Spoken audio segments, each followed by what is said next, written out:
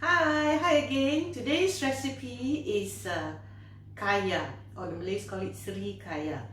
Kaya is a custard-like sort of topping. It's like a jam. It's equivalent to a Malaysian jam, and it's made from coconut milk, eggs, sugar, and pandan leaf.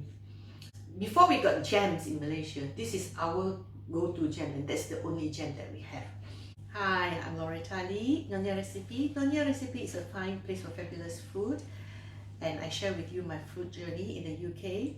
So don't forget to click like and hit the subscribe button so that you'll be informed of all the videos that I upload, and don't forget to share if you find it useful. So let's go and see how to make sri kaya or kaya. I'm using 5 egg yolks, 60 grams of white sugar, 20 grams of brown sugar, which adds up to about 80 grams, which is about the weight of the egg yolks. You need a can of coconut and pandan leaf. We're gonna mix the egg yolks with the sugar. Then we mix it. Then you take the coconut milk. So you just add the creamy part. So there's not so much water. Okay. Mix it up until all is like incorporated. It will take a while because the coconut milk could be a bit cold, so you take a while to blend in. We strain it just to make sure there are no lumps. I fill my rice cooker with hot water. So I'm going to put it on and then we're going to switch it on. So now it's on top of the rice cooker, so we keep on stirring until it thickens.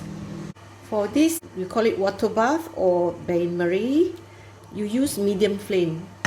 So if your rice cooker has only got on and off and keep warm button, so if it gets too hot, then you switch it to keep warm, and then you control it by that way, so that you don't get overcooked eggs and then it becomes like omelette.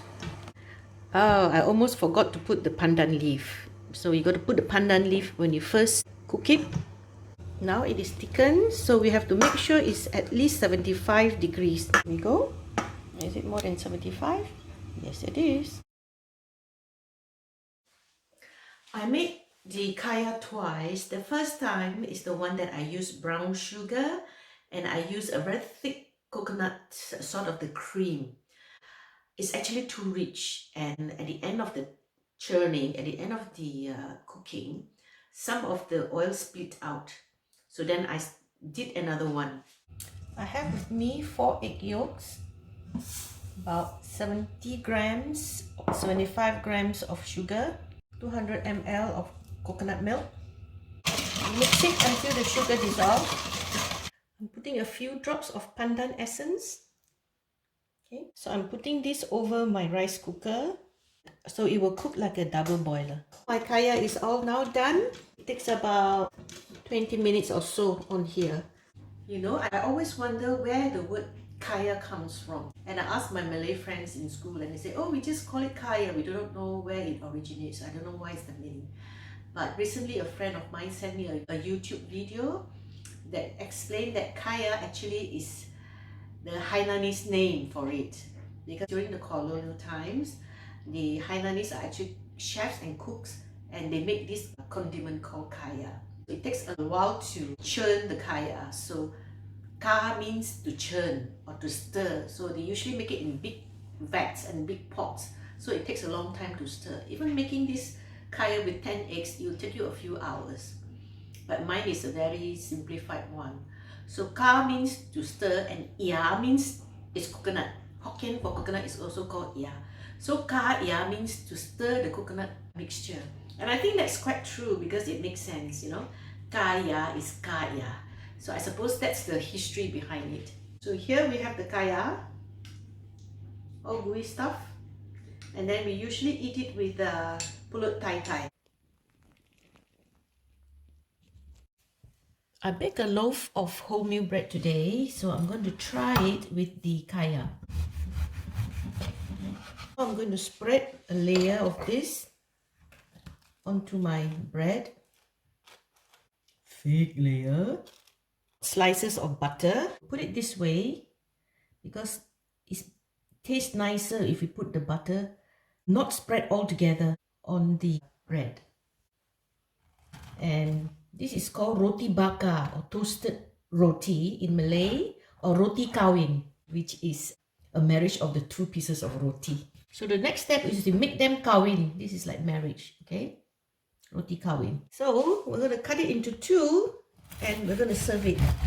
Roti kawin or roti bakar is a very popular snack in Malaysia. We have it for usually tea time or supper and sometimes for breakfast. So any time of the day it's good. So now I'm going to eat this roti kaya. So I've cut it and the butter has sort of melted, you see. Mm. Mm. Well, it's very tasty. There's a very good distinct taste of the salted butter and the pandan kaya, which is sweet. So there you go. This is a very easy, cheap way of making kaya, which is actually very tasty. And now that I know the shortcut way, I feel that it's so bothersome to make the normal way. So I hope you learned something new and enjoy watching me making the Sri Kaya. And it's so easy. It takes like half an hour. The cooking time is only 20 minutes. If you want to make kaya the easy way, you can try this way. It's a cheat way. It's not the traditional way, but it's okay. We're all busy people. So until the next round, until the next recipe, I'm Loretta Lee, Nyonya Recipe. Nyonya Recipe is a fine place for fabulous food. And don't forget to click like and hit the subscribe button and share if you find that my videos are useful and entertaining. So until the next time, bye. See you then. Bye. Thank you, thank you, thank you, thank you, thank you, thank you.